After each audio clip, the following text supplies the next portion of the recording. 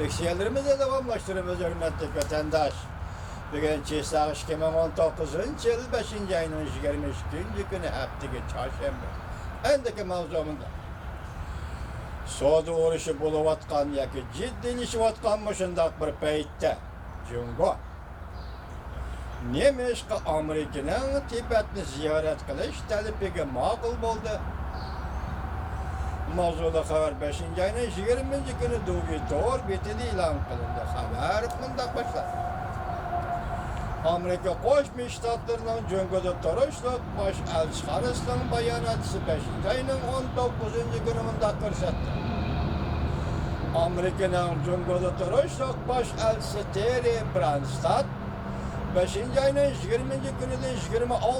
günü güç Tibet'ni ziyaret kıldı. Amerika Cungo soğuduruşu kılıvatkan bir peyti Tibet'ni ziyaret kılış 2015. yıldan beri ki Amerika Koşmuş Ştatlarının Beijing'li Toruşluk baş elçihanısının tünce keten Tibet'e girişi bulup hesaplanıldı. Baş elçi Branstad'ın Tibet'ni ziyaret kılışı Amerika Koşmuş Ştatları Devlet Meclisi 2018 yıl ahırda makulluğun Tibet'ki seyli seyahatle beraber buluş kanunu. 2018 yılı 12. ayının 10. günü bu değil mi? Ya 15. günü mü? Makullanğan deyin bu kanun makullanğan deyin ki birinci kıtem Tibet rayını ziyaret kılgan Amerika emeldari bulup kalıp. Bu kanun Devlet Meclisi Amerika Koşmuş Ştatları Devlet Mahkemesi ilan kılgan dokulatlar. Cungo Amerikalık emeldarlar ve diplomat muhbirlarının Tibet girişini çeklici de görsetti. 2018 yılı Amerika Cungo'da Tibet'i ziyaret kılış doğrusu 9 kıtım teklif vergen. Lakin bunun içinde 5 kıtım red kılındı. Cümleden baş elçi Branstad koygan teklif mi şu vakti red kılıngan idi. Cungo'nun bir xatarlik organları çet ellik diplomatla emeldarlarının, muhbirlarının ve adetki çet elliklerinin Tibet'ki ziyaret gelişini çekti. Amerika Cungo münasebetinde ziddiyetle yeni tügüllerine peyda kıldı. Rusya seni hemre agınetliğe mındak görsetti.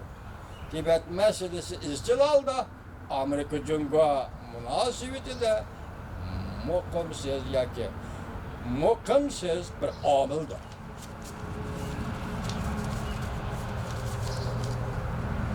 Amerika Devlet Mahkemesi, Amerika Koşmuş Ştatları Devlet Mahkemesi ve Amerika Koşmuş Ştatları'nın alaydı hizmet aparatları ötki əsrinin 90. yılında məhbiyyətini aşkarlayan hüccetler de bu nokta ispatlangan. Yani Amerika Koşmuş Ştatları'nın Cungo oturasıda Tibet meselesinin mukumsuz bir amil işkelliği doğrusu gep ötken əsrinin 90. yıllarda aşkarlangan. Branstad'ın Tibet'ni ziyaret kılışıdı Cungo hükümeti adetki karşı bir haletini ifade edildi. Bu doğruda 5. ayının 20. günü bayanatçı Lukan muhbirlarını kütübeleşeceğini de bındak görsetti Cungo'nun bayanatçısı. Biz baş elçi Branstad'ın Tibet'ki berip ziyaret kılışını karşılamış. Bayanatçı Lukan takitlep bındak görsetti.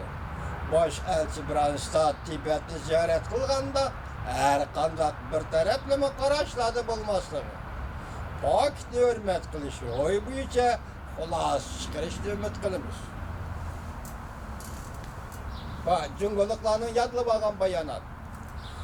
Cungo hükümetinin bu fırsattan paylanıp taşkırı dünyada bulup mu? Sergerdan Tibet'le eyiplep gelgen. Cungo'nun Tibet siyasetini aklap eyipli güçüyle zerp vermekçi bolğanlığı bu enek.